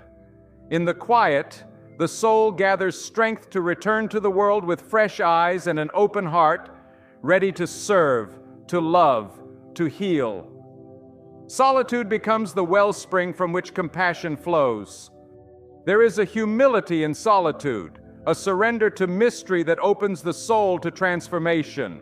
The soul acknowledges it does not have all the answers, that life's deepest questions often remain unanswered. Yet this humility is not despair, but freedom, a release from the burden of control and a trust in the unfolding story. In the sacred space of solitude, the soul meets the divine, not as a distant judge, but as a loving presence, patient, tender, unyielding in grace. This encounter reshapes the soul's understanding of love, mercy, and justice, inviting it into a deeper relationship marked by trust and hope. The soul learns that solitude is a pilgrimage, a journey inward that leads outward, toward greater love, deeper faith, and more authentic living. It is a journey without shortcuts, requiring patience, courage, and surrender. But it is a journey worth taking, for in solitude the soul finds itself and its creator. And so, the soul embraces solitude not as exile, but as home, a sacred space where wounds are healed, visions are born, and the heart is prepared for the dance of life. In this solitude, the soul becomes whole, ready to step back into the world, transformed, renewed, and alight with the fire of divine love. Within the crucible of human experience, there lies a profound truth that suffering is not the enemy of faith, but its forge. It is through suffering, through the shadows of pain and loss, that the soul is shaped and refined. The trials we face are not curses, but invitations, beckoning us to rise, to wrestle, to transcend. The fire that burns in the night reveals the gold hidden deep within the soul. Suffering strips away pretense and illusion. It demands of us a reckoning, a confrontation with the raw edges of existence. When the foundations of comfort crumble, the soul is forced to seek a sturdier ground, one that does not depend on fleeting circumstances, but on an eternal anchor. This anchor is the unshakable presence of the divine, a refuge in the storm that cannot be swept away. Pain is a teacher whose lessons are harsh but honest. It strips away the superficial and forces us to look within, to face the fractures and failures we often try to hide. In suffering, we come face to face with our vulnerability, and it is here, in this nakedness, that true courage is born. Not the absence of fear, but the determination to move forward despite it. The soul learns that suffering is not punishment, but a passage. It is a journey through the valley of shadows toward the dawn. It is the soil in which hope takes root, the forge where character is tempered, and the doorway through which grace enters the broken heart. To suffer is to be invited into the deeper mysteries of life, to discover that beyond the pain lies a greater purpose. There is a paradox in suffering. It breaks us and yet makes us whole. It humbles and yet elevates. It empties and yet fills. Those who walk through suffering with eyes open find themselves transformed, shaped into vessels of compassion, strength, and wisdom. They become living testimonies to a love that never abandons, a light that never fades. The soul discovers that suffering calls for surrender, not resignation, but a willing yielding to the hands that hold the universe. This surrender is not defeat, but victory, a trust that even in the darkest night, the divine hand is weaving a tapestry of redemption and hope. It is a surrender that releases the soul from the illusion of control and invites it into the mystery of grace. Suffering deepens our empathy. It opens the eyes of the heart to the pain of others, breaking down walls of indifference and isolation. Those who have known suffering carry within them a reservoir of compassion, a wellspring of kindness that flows forth to heal and comfort. In this way, pain becomes a bridge, connecting soul to soul in a shared human experience. The soul learns that suffering is not the end, but a passage toward new life. Like the seed buried in the earth, it must first break open, be crushed, and fall into darkness before it can sprout and grow. This metaphor is not merely poetic, it is the truth of resurrection, the promise that from death springs life, from loss comes gain, from despair blooms hope. In suffering, the soul is called to a deeper faith, one that is tested but not destroyed. This faith is not a fragile belief in easy answers, but a steadfast trust that transcends understanding. It is the faith that whispers in the silence of pain, "You are not alone. You are held. You are loved." This faith is the anchor in the tempest, the light in the abyss. The soul wrestles with questions that suffering brings. Why this pain? Why this loss? Why this trial?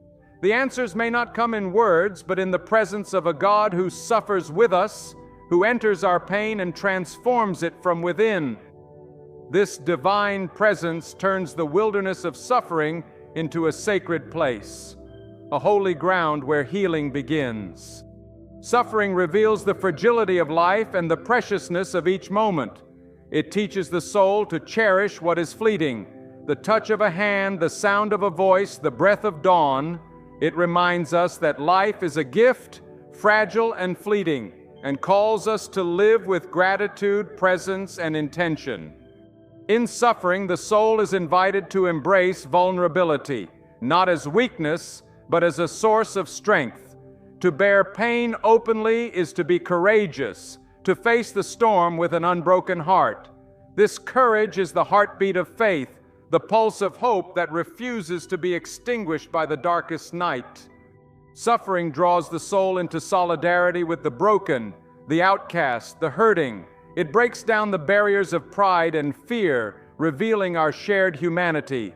In this shared brokenness, the soul finds community, a fellowship not of perfection, but of grace and mutual healing.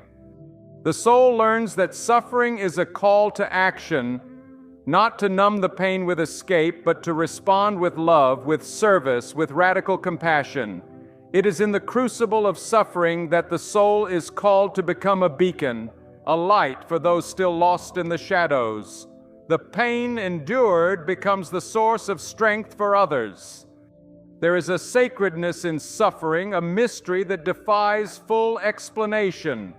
It is a chapter in the great story of redemption, a part of the divine tapestry that weaves together joy and sorrow, life and death, hope and despair.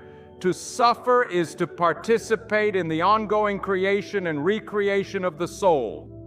The soul discovers that suffering is temporary, but the character forged within it endures. Like the refining fire that purifies gold, suffering purifies the soul, preparing it for the fullness of life that lies beyond.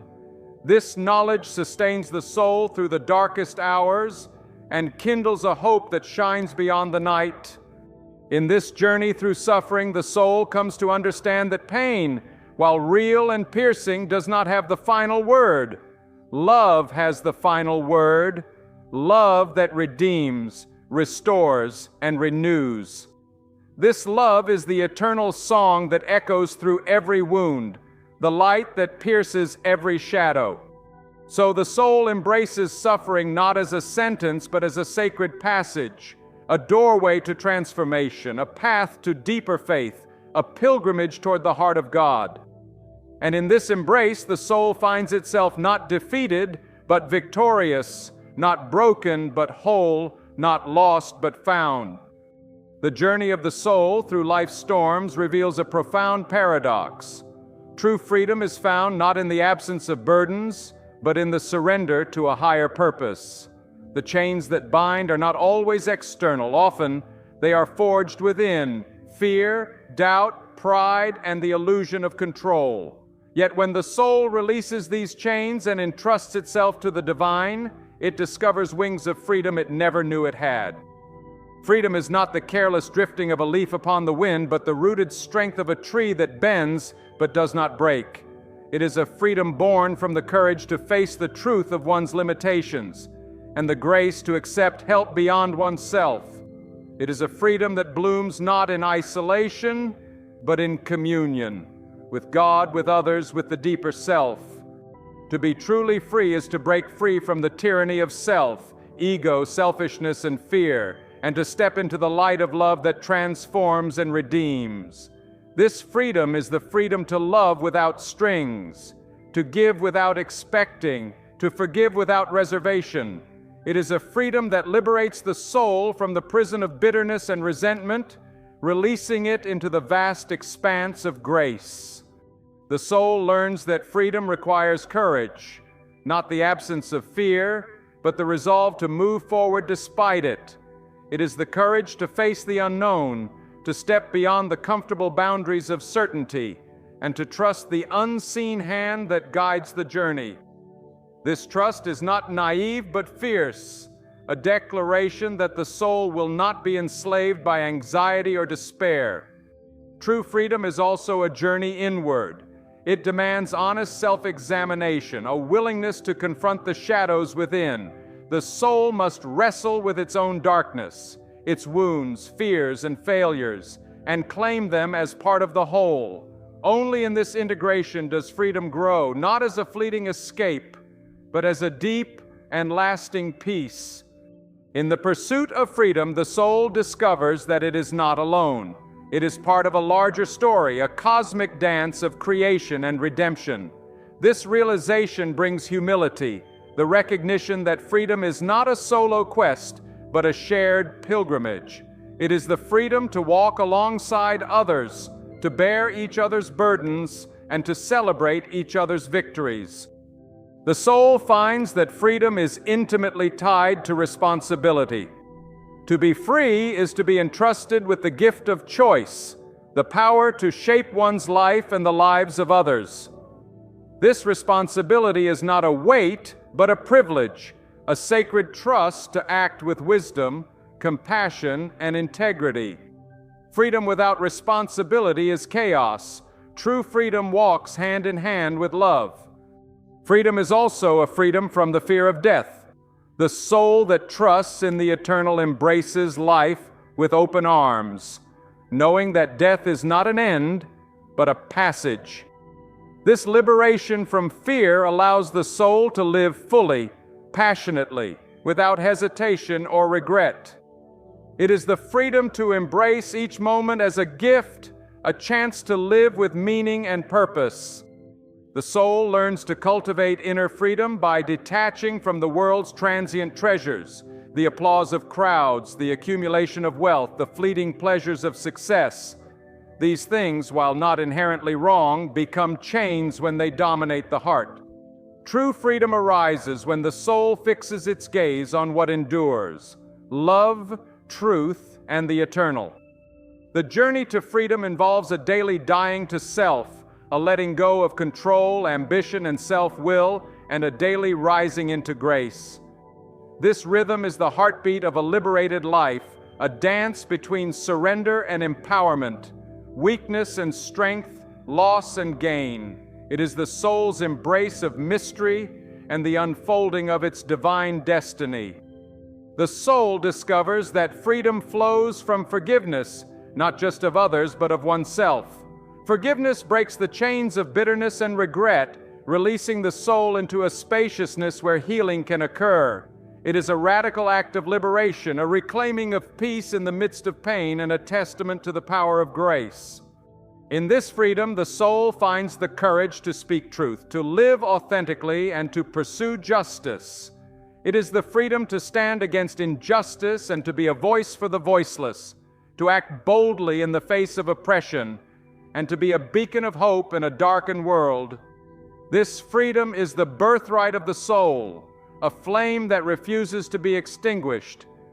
The soul learns that freedom is not just personal, but communal. It flourishes in relationships where honesty, respect, and love prevail. It is nurtured in communities where each person is seen, heard, and valued. In this context, freedom becomes a shared song, a chorus of liberated voices rising together in harmony.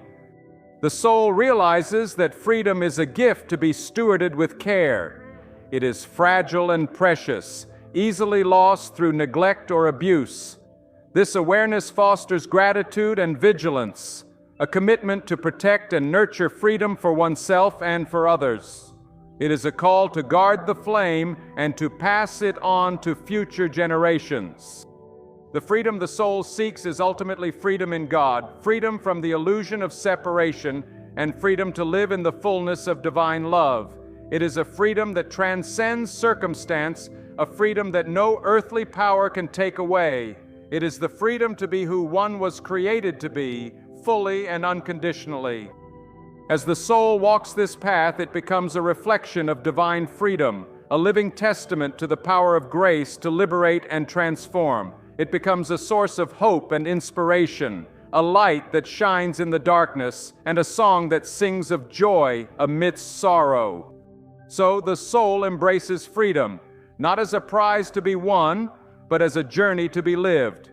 It is a journey of courage, surrender, responsibility, and love. It is the soul's highest calling and its greatest blessing, a freedom that leads to life, to joy, and to the eternal embrace of the divine.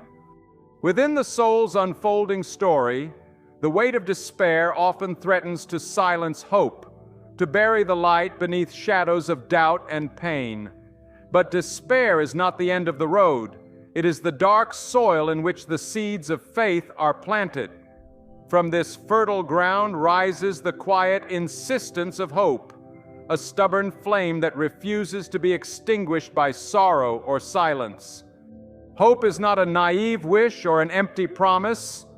It is a fierce, unyielding conviction that beyond the storms of life lies a dawn that will break with healing and restoration. It is the breath of the soul, the pulse that keeps it beating when all else seems lost. Hope is the soul's anchor in the tempest, holding fast to the unseen hand that guides and carries it forward. To hope is to live beyond the present moment, to glimpse a future shaped not by the limitations of pain, but by the limitless possibilities of grace. It is the quiet voice that whispers, "This is not the end." It is the strength to rise each day with open hands, ready to receive the gifts hidden even in suffering. Hope transforms the darkest night into a canvas for stars, the barren desert into a place of springs. It carries the soul through valleys of shadow, not by denying the pain, but by holding it within a greater story, one where pain is not the final word, but a chapter in the unfolding narrative of redemption. This hope is born in the heart of faith, rooted deeply in the knowledge that the divine is ever present, a refuge and strength in times of trouble. It is a hope that transcends circumstance, unshaken by loss or failure, because it rests on the unchanging nature of love itself. When the soul's foundations shake, hope is the bedrock beneath, steadfast and sure. Hope is not passive waiting, it is active trust. It is the courage to walk forward step by trembling step, believing that every moment holds the potential for renewal. It is the willingness to dream again when dreams have been shattered, to love again when hearts have been broken, to forgive again when wounds seem too deep. In this hope, the soul finds resilience, the strength to endure trials and emerge refined like gold purified by fire. It is a strength not born of human effort, but of divine grace, a power that sustains and empowers when all else fails. Hope becomes the soul's battle cry, a declaration that no shadow is too deep to overcome. Hope is also the source of joy, a joy that is not dependent on circumstances but flows from a deep wellspring of peace. It is the quiet smile that emerges amid tears, the gentle song that rises from the heart in the midst of hardship. This joy is a glimpse of the eternal, a foretaste of the unending celebration that awaits beyond the horizon. The soul learns that hope requires patience, a waiting that is not passive but expectant, a holding on to promises yet unseen. Patience deepens hope, allowing it to grow strong and mature, preparing the soul to receive the fullness of its promise. It is the calm in the storm, the stillness that anchors restless hearts. Hope challenges despair by calling the soul to see beyond itself, to lift its gaze from immediate suffering to a horizon filled with possibility. It invites the soul to participate in the healing of the world, to be a bearer of light in dark places, a messenger of peace where conflict reigns. Through hope, the soul becomes an instrument of transformation. The soul discovers that hope is contagious. It spreads through acts of kindness, words of encouragement, and the silent witness of a life lived with courage. Hope creates communities of resilience, where brokenness is met with compassion and strength is built through shared struggles. It binds hearts together in a tapestry of grace. Hope also requires honesty, the courage to face reality without illusions, to acknowledge pain and loss without despair. It is not the denial of hardship, but the refusal to be defeated by it. This honest hope embraces vulnerability as a pathway to strength, opening the soul to deeper connection and healing. In the depths of despair, hope becomes a prayer, a lifting of the soul toward the divine, a cry for mercy and renewal. It is a sacred dialogue that transforms sorrow into a sacred trust, pain into a pathway for grace. Through hope, the soul learns to lean into the mystery of life with faith, even when answers remain hidden. The soul's hope is a beacon not only for itself but for others, a light that calls out in the darkness, offering direction and courage.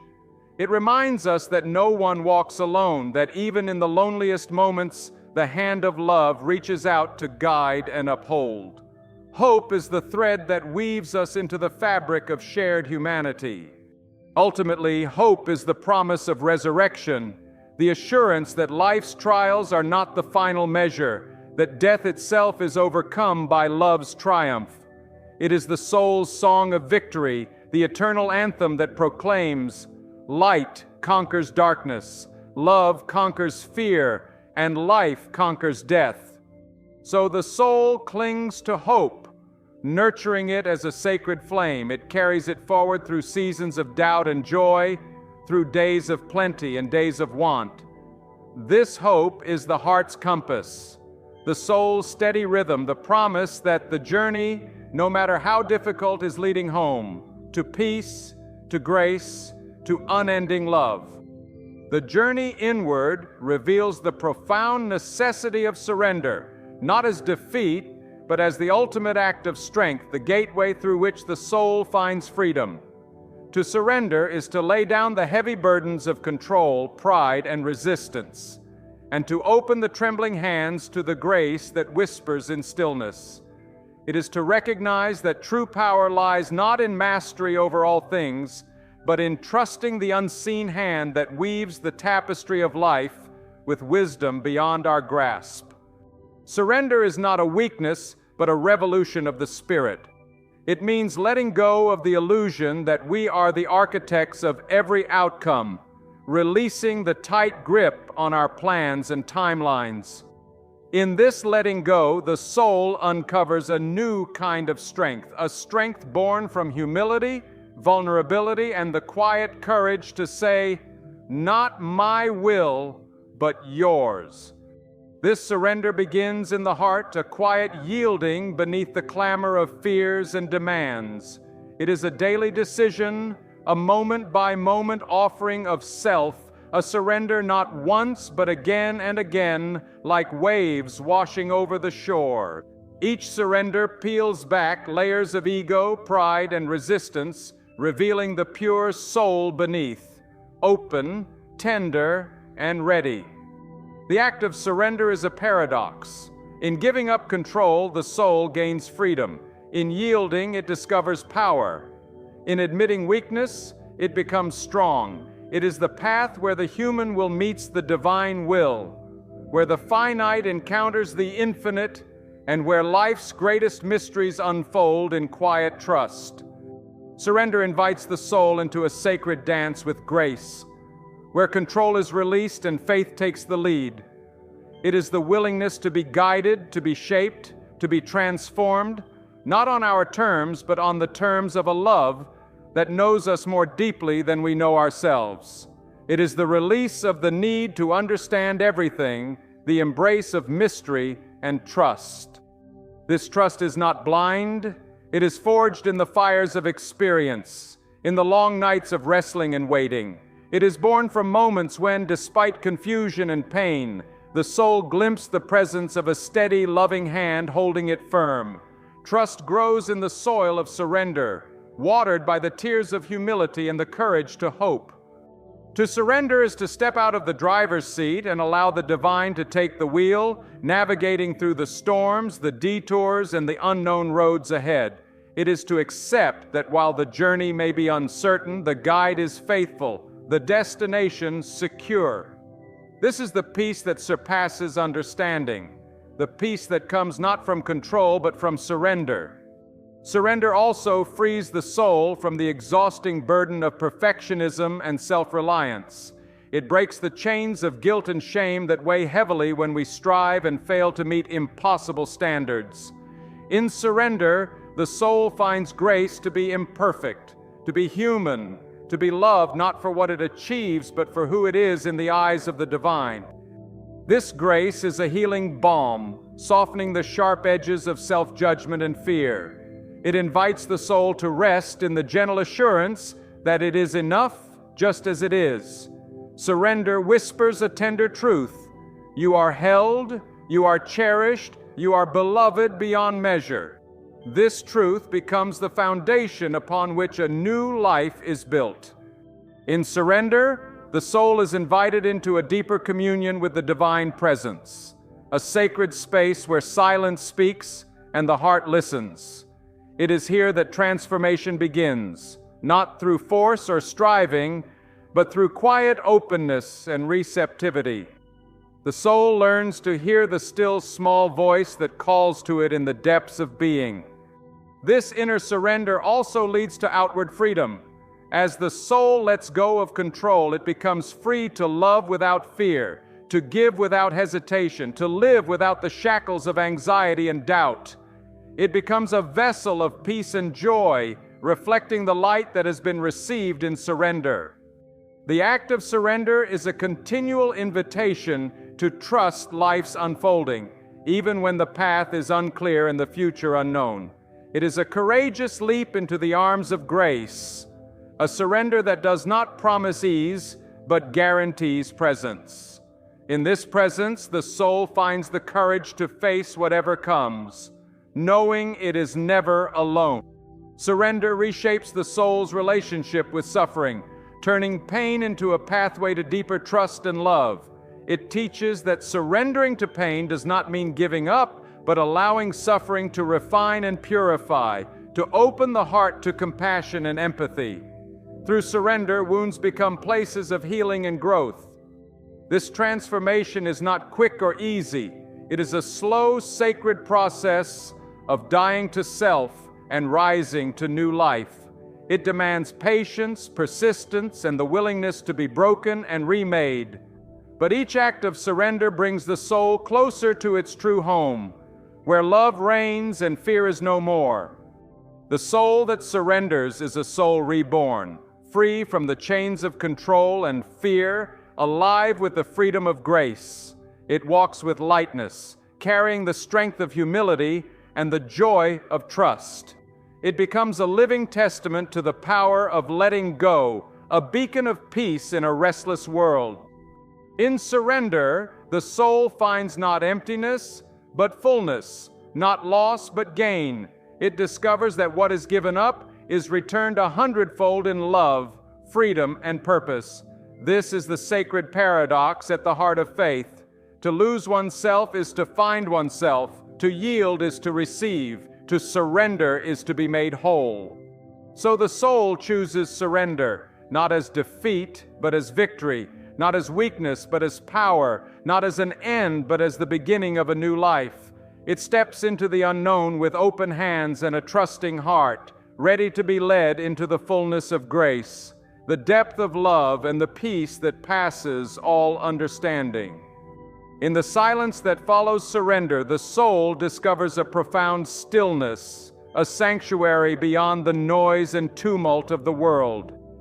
This stillness is not emptiness, but a sacred fullness, a breathing space where the heart communes with the eternal.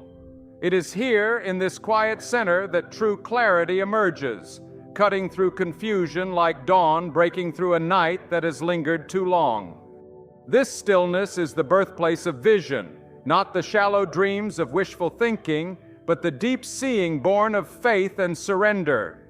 It is a clarity that pierces through the fog of doubt, revealing the path laid out by unseen hands, guiding the soul with gentle certainty.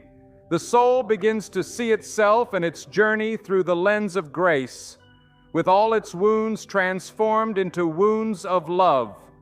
In this sacred stillness, the soul learns the art of listening, not the hurried, distracted listening of a restless mind, but the deep, attentive listening that opens the heart to truth.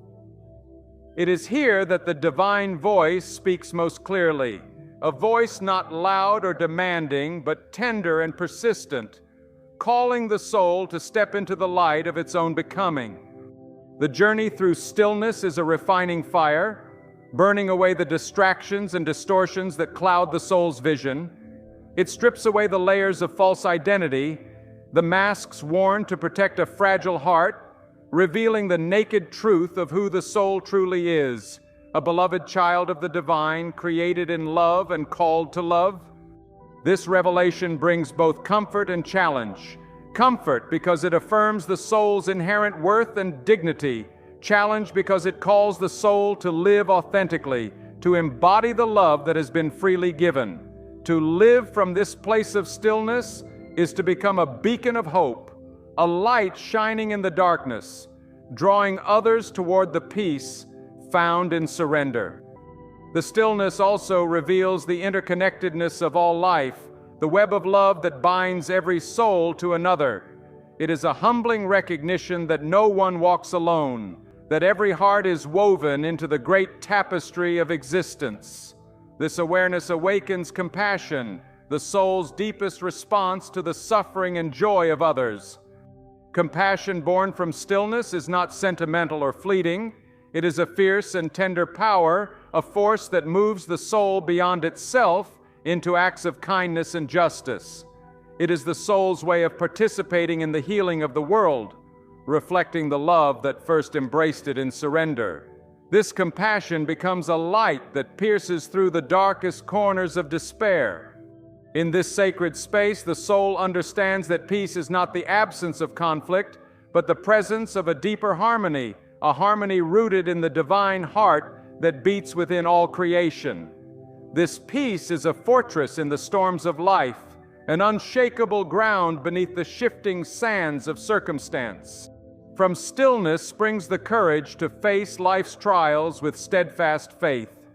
The soul, anchored in surrender and grace, stands firm against the winds of fear and doubt. It walks with a quiet confidence, not because it is unafraid, but because it knows the presence of a love greater than any trial.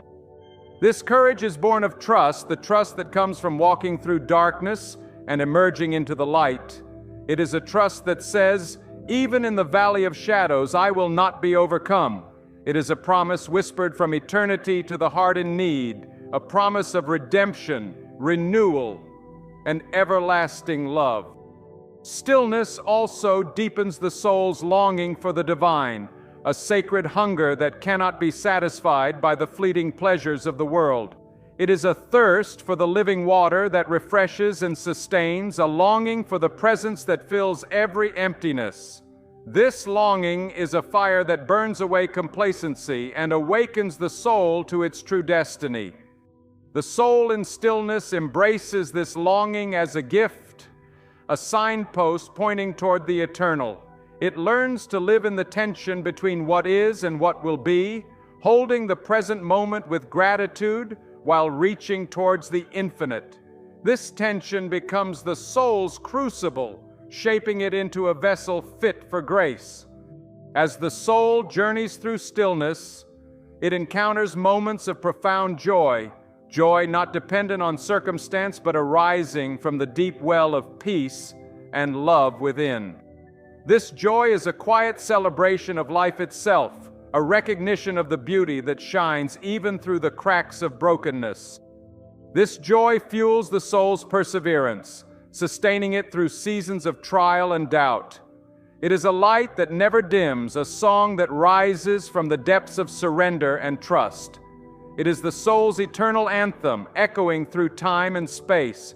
You are loved, you are held, you are never alone. Stillness, surrender, and joy weave together into a sacred rhythm, a dance of faith that carries the soul toward its highest calling. This dance is not always graceful or easy, but it is authentic and true, a living expression of the soul's deepest yearnings and the divine love that answers them. In this dance, the soul finds its true home, not in the fleeting things of this world, but in the eternal embrace of a love that transcends all understanding. It is a home where peace reigns, where hope is renewed each day, and where the soul's story is written not in fear, but in faith. This home is open to all who seek it, a sanctuary for the weary, a refuge for the broken, a light for the lost. It calls with a voice as old as time, inviting every soul to lay down its burdens and find rest in the heart of love. Here, in this sacred stillness, the soul is made whole. Here it is healed, restored, and set free.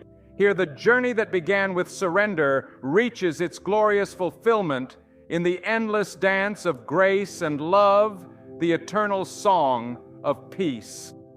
The culmination of this journey is not a destination marked by grand achievements or worldly applause, but the quiet triumph of a soul transformed by grace. It is the emergence of a heart that has been broken open and stitched together by love, a heart that no longer fears the shadows, because it has learned to dwell in the light of the eternal. This is the great awakening, the moment when the soul recognizes its own reflection in the eyes of the divine, flawed, fragile, yet infinitely beloved. In this recognition, the soul finds its ultimate purpose, to live as a testament to the power of surrender, to embody the truth that love is stronger than fear, that hope outlasts despair, and that mercy is the river that never runs dry. This purpose is a call to action, not bound by grand gestures, but expressed in daily acts of kindness, in the quiet courage to forgive, to serve, and to love without condition. There is a sacred dignity in this everyday faithfulness, a strength born not of force but of humility. The soul that walks this path understands that true power is gentle, and that the greatest victories are often unseen. They are victories over bitterness, over the temptation to give up, over the lure of anger and pride. They are victories that ripple outwards, touching lives and weaving a tapestry of grace across the world. This is the heart of the gospel lived anew, not as a doctrine to be memorized, but as a living story to be embodied. It is the ancient truth made fresh in the hands and feet of those who dare to follow where love leads. Even when the way is narrow and the night long, it is the light that shines brightest in the darkness, the hope that burns strongest when all seems lost. To live this way is to join a great company of souls who have gone before, who have faced the storms and stood firm in faith. Their stories echo through time, a chorus of resilience and redemption that calls us onward. In their footsteps, the soul finds courage. In their witness, it finds inspiration. We are never alone on this path. Each step is part of a sacred journey woven through the fabric of eternity. This journey is also a call to embrace mystery, to hold the paradoxes of life without losing heart. It is to accept that we will never fully understand the depths of grace or the breadth of divine love, yet to trust anyway. It is to live with open hands and a willing heart, ready to receive whatever gifts or trials come our way, knowing all are part of a greater story beyond our sight. The soul learns to rejoice not only in answers but in questions, to find beauty in uncertainty, and to stand strong amid the unknown. This posture of trust transforms fear into wonder, doubt into awe, and sorrow into a deeper joy. It is the posture of one who has seen the face of love and knows that nothing, no pain, no loss, no shadow can separate them from that love. In this place, forgiveness flows like a river, washing away the stains of anger and regret. It is a healing balm for wounds both given and received, a liberation from the chains of resentment that bind the heart. Forgiveness is not a weakness, but a profound strength, a declaration that love will always have the final word. With forgiveness comes reconciliation, not only with others, but within ourselves. The soul comes to peace with its imperfections, its mistakes, and its failures. It learns to see itself through the eyes of grace, where every scar is a story of survival, and every struggle a step toward wholeness. This self-acceptance is the foundation of true freedom. Freedom here is not the absence of constraint, but the presence of peace. It is freedom from fear, from the need to prove ourselves, from the crushing weight of shame. It is the freedom to be fully human, fully known, and fully loved. This freedom empowers the soul to live boldly, to take risks for love, and to offer its gifts without hesitation. In this freedom, the soul becomes a light bearer, an instrument of peace and hope in a world that desperately needs both. It is called to stand in the gap, to speak truth with compassion, and to act with courage. It is the quiet heroism of those who choose love over hatred, grace over judgment, and faith over despair. This is the legacy of surrender, a life transformed not by might but by mercy, not by power but by love. It is a legacy that transcends generations, a seed planted deep in the soil of the heart that will bloom long after we are gone. It is the eternal truth that even the smallest act of faith can change the world. So the soul moves forward not with certainty of the path ahead, but with certainty of the one who leads. It moves with hope as its compass and love as its guide, walking boldly into the unknown with a heart unafraid. For in surrender it has found its strength, in stillness its vision, and in love its eternal home. The story does not end here, it is only beginning. Each moment a new page in the unfolding journey of grace. The soul once lost is now found, once broken, now whole, once afraid, now fearless. And in this transformation lies the true power of surrender, the power to live, to love, and to shine with a light that darkness cannot overcome.